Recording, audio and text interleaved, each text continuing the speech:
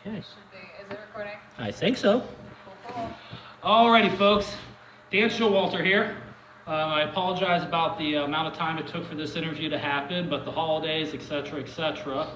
I was actually going to do kind of a comical interview, but then I realized this is not what the bet was.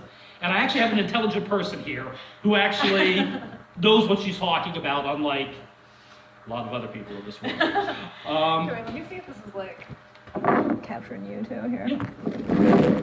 We can do it like that. Should be fine. There we go. All right. Okay. I think I'm Sounds in the good. shot here. Okay. Cool. Indeed. Alrighty. Cool. So, anyways, this is really the first time I've ever done a two-person video thingamajiggy. So, Nice. Exciting times. yes, it is. So, anyways, as we can all tell, I'm a big Trump supporter. Though we don't hold that against me too much around here, I don't think. Depends on the day. Depends on the day. Fair enough. Fair enough. So, anyways, here goes the interview. Macy here, not a Democrat. She is a progressive. Indeed. Okay. A registered independent, but There we go. ideologically. Mhm. And though a lifelong Republican, by voting for Trump, I pretty much severed my ties with the Republican Party, and now I have what I have. So, anyways, interview. So Bernie Sanders has put down a platform for free health care and college tuition. Yes. All right. How do we pay for this? Okay. I actually looked up on his website because he has specific proposals. Here we go. Exactly All right. where See, he's I going. told you she knows what she's talking about. So, yes, no, under issues, how Bernie pays for his proposals. Here's specifically the ones that you're asking about were the College for All program and the Medicaid for All program. The College for All involves specifically, obviously, public colleges and universities, not every single university, because obviously private universities can essentially do what they want in that regard. The plan would cost about $75 billion a year in order to fund these universities for people.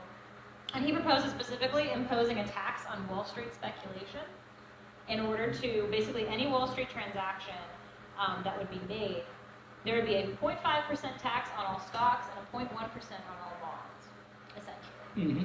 So basically that would just ever so slightly, not even an entire percent, raise the price of a transaction, of any trade made on Wall Street, which would actually also sort of help the markets in a way, because then it would cut back on any sort of risky trading that people were doing if they had that extra sort of tax incentive involved.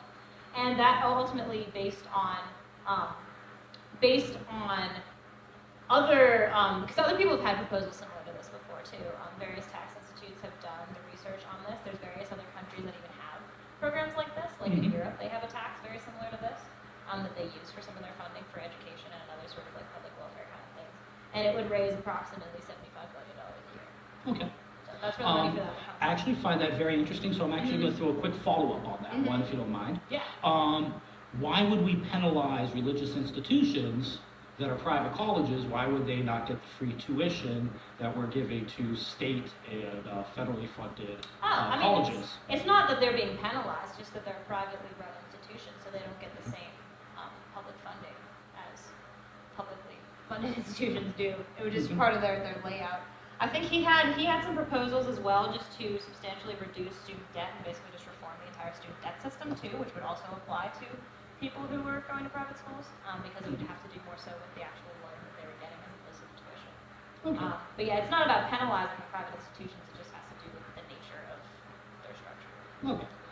And as a sidebar, highly disagreed with the Obama administration on most things. Though I do have to admit, when he first got in, one of his first acts was to figure out a way that if people did 10 years of public service, to wipe out their college debt. Yes. And I think that was actually a brilliant idea. That's a great idea. You could tell the guy was coming in with a lot of college loans, and he was like, you know what? There's got to be a way to fix this system. And though I disagree with Obama on virtually everything, I think he got that one right. And me as a college student me and all my friends are terrified of our futures and the current amount of expenses that we're racking up, it's a proposal very close to my heart, so I very much support his idea. I get that. And the healthcare one specifically too, he had a few other ways that he would pay for this one. This came from a few different initiatives as opposed to the Wall Street tax, which is basically just one specific thing for that program. He wants to impose a 6.2% income-based healthcare premium paid by employers, a 2.2% income-based premium paid by households, And he would also take this from just changing the general tax bracket to be more progressive, basically taxing the rich more heavily, taxing people who make less money less heavily, limiting tax deductions for the rich. Adjusting the estate tax was a big thing that he was about in terms of, I'm assuming you know the estate tax. Yes. He was not a fan of that, of people being able to get away with not paying the estate tax, essentially. My side likes to call it the death tax, but yes. teams their own. Yes, the death tax, essentially, but the tax on transition of wealth from one party to another through a family. So yeah, and generally in all that he would pay for expanded healthcare coverage that would be available to everyone. So that's also very much a proposal that I support. Okie dokie. Now, as a Bernieite, I'm just going to call you a Bernieite because that was the person that was available to you in this most recent election. Your opinion on basically Hillary Clinton stealing the Democratic nomination from Bernie using superdelegates. Right.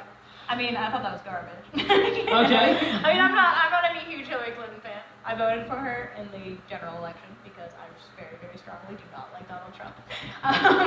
And so me, as well as a lot of other people, voted for Hillary basically out of hatred for him. And I know a lot of people voted for him out of hatred for Hillary. There is a segment of us. There's a decent segment, and a lot of people just didn't want to vote regardless, and I understand that too. But yeah, just to lay out there, I'm not some major Hillary Clinton fan. I thought that basically the entire Democratic Party sort of just gave Bernie the short end of the stick from the get-go. And most of the superdelegates are these very wealthy donors who have a lot of influence in the political establishment. And they're the reason why people like Trump even came out of the woodwork, people like that, because the whole game is... Yeah. People both like Trump and Bernie because the whole game is dictated by these rich, established people who have enough influence that they can sway the primary elections like that. And yeah, so Bernie sort of just got screwed in that regard because he was the underdog and people didn't like the things that he was saying. And I mean, granted, he wasn't a lifelong Democrat, so that is something to point out. There were a lot of Democrats who felt like he was sort of just using their party for exposure, essentially, because he knew that he would never get anywhere on a third-party ticket, which is true. Both the fact that he probably wouldn't get anywhere on a third-party ticket and that he was sort of using the Democratic Party for exposure, both things are true. But generally, they should have given him a fair shot, like they would have given anybody else who was running the platform, and they didn't, and the superdelegates sort of screwed him over. And I think that in general just sort of indicates a lot of flaws like in the electoral system that really were highlighted during the primary season and during the election in general, particularly regarding like the whole superdelegate system, which is really confusing. A lot of people don't even know that exists. In terms of, like if you're voting in the primary, your vote should count. It should be decided upon based on the votes, just straight up. Yes. And it shouldn't have to do with these behind-the-scenes deals of these rich and powerful people who say is apparently way more important than yours or mine just because they have a lot of money and influence. Like, I think that whole system is pretty fucked up. So that's how I feel about that. One of the reasons the Republican Party, even though screwed up too, no superdelegates, so hence, you can make America great again. There you go. For better or for worse. Fair enough. Now, the future of the progressive movement in America. Where does it go from here? I mean, that's an interesting one. I think people are really fired up. That's the one great thing that Bernie's involvement in the election even did. I think that a lot of people are unfortunately, and people do this on both sides, and I know we've talked about this before, but people sort of fall into this kind of like hero worship pattern.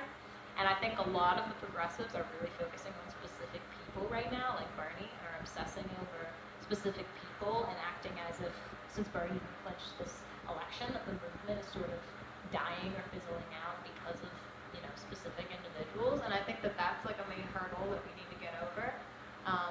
I think we'll expand a lot more if we start reaching out, broadening in terms of like diversity, in terms of our representation of different groups who feel very disenfranchised in the electoral process. Bernie Sanders is like an old white man, like most of our elected officials are, and there's a lot of people who feel very disenfranchised by the fact that our country is not made of all old white men, but a vast majority of our elected officials are. So I think that's a huge, if we reach out more to other populations and actually give people a chance, I think that would really expand the progressive movement. And there are a lot of people who are coming up in terms of local elections. I think that's really where the future of the movement lies, and in terms of expanding both our diversity and just actually sticking to progressive ideals instead of having to water it down to like the Democratic Party's vision. Little piece of advice. Follow the Tea Party model. That's true. That's exactly Yeah. what we did. We went local, and we Yep. slowly built up, Yep. and then this guy showed No, up. that's really true, honestly. I think that we could, as progressives, obviously not ideologically, but like in terms of tactics, Structurally. yeah. We could learn a lot from the Tea Party movement because it was clearly very successful. And it all has to do with like grassroots mobilization and basically putting up candidates that actually represent the people, you know, instead of just people who represent the elite or represent the very privileged.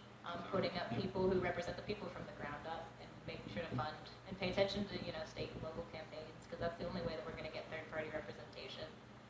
Because it's not just going to happen, like, as much as some people would like it to, we're not just going to get a third-party candidate to be elected president. Like, it's not going to happen that way. We need to build other parties from the ground up. So. Quite true. Yep. Could not. I think, yeah, that's what I think about that. You got to start on the local level and work your way up through the states, et cetera, et cetera. You're not going to strike lightning and win the presidency with Gary Johnson. Yeah. It's not going to happen. Now, one quick thing. This is something that might get a little touchy, you know, and that is Antifa. I myself have a serious dislike of this group, mostly because I've seen many videos, especially on YouTube, where they walk around with communist flags. Right. And you might as well be walking around with a swastika, as far as I'm concerned. I don't see the difference between the communist flag or the swastika, so Antifa is a group that really gets underneath my personal skin. Anyways, as a progressive, and I know Antifa is kind of fellow travelers, like the alt-right is fellow travelers on my side. What is your feeling on Antifa? Well, Interveiw is interesting because, I mean, obviously they've come into public view very recently with some of these, the protests that happened like at Berkeley and all of these very like highly visible events in the past year or so. But I mean, the whole concept of Antifa is anti-fascism, which obviously has existed for years and years and years, as long as fascism has existed. So I'm very much on board with the concept of anti-fascism. Specifically, lately, like the media has sort of managed to portray it as if Antifa is just like this one specific group of individuals, like this members-only club, you know, kind of thing, like almost like a political party, which is not really what it was intended to be through the years, because anti-fascist movements are obviously just intended to oppose fascism and can come in many different forms. You could even call like various efforts in World War II against fascism to be what Antifa is, you know, because the whole platform was anti-fascism, you know. So, and obviously we know who won that battle. So that anti-fascism has existed for years and years. Capitalism won. Well, fascism very much goes hand in hand with capitalism. It's certainly not an exclusively left-wing kind of concept. Well, they're aggressively right-wing fascists, let me tell you. Yeah, well, you know, I mean, it's if you have a choice between collectivization and collectivization, I'll go with capitalism. Okay, I mean that's fine. So. But yeah, just fascism can come in very right-wing economic forms too. It's more about 100%. repression, social repression, and things like that. So I mean, in general, that's basically. I feel like the concept of Antifa has been sort of misrepresented in a lot of the media lately about them. I don't condone violence being used in most circumstances, but So at the same no time, punch a Nazi? I mean, I think punching Nazis is fine. Okay. I mean, like hardcore violence, right? Gotcha. You know, like I'm not trying to like loot and pillage, and, you know, like cause massive destruction, things like that. But like harm to someone's property, like to public property, or like punching a Nazi in the face, like if you're actually doing this for a political goal, I don't see as being incredibly harmful. I definitely support their right to demonstrate and their right to assemble and their right to protest speeches for people. Like at Berkeley is a very highly publicized one. If there's someone there who they don't want to see, Antifa has every right to demonstrate in the streets. You know, they do. They can. And if the Berkeley people want to shut down that speech, they can. If they want to keep going with it, they can. That's part of our First Amendment rights. Yeah, so I mean, I just think it's a very loose concept that people have sort of taken to mean like it's this very specific group, when I mean, I am completely on board with anti-fascism, you know, as an ideology. But the specific group comes in many different forms. Okie dokie. All right, well, I'd like to thank Macy here. All right. She is who she is. Indeed. All right. Pink hair and all. Pink all hair right. and all. All righty, guys. Have a wonderful night, and thank you very much, Macy. I really do appreciate it. No problem. Okay, old man turning off video.